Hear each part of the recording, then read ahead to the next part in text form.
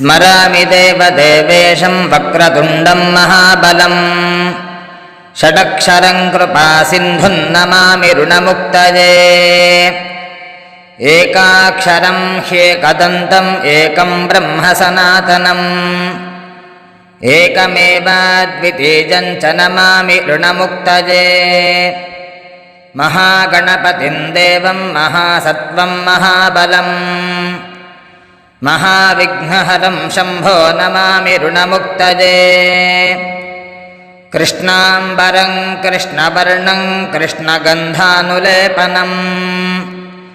कृष्णसर्पोपवीतं च नमामि ऋणमुक्तये